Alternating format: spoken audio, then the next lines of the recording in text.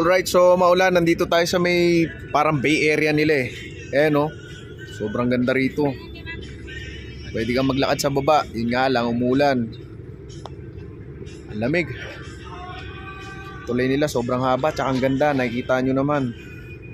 Daan-daan muna tayo, explore natin yung lugar.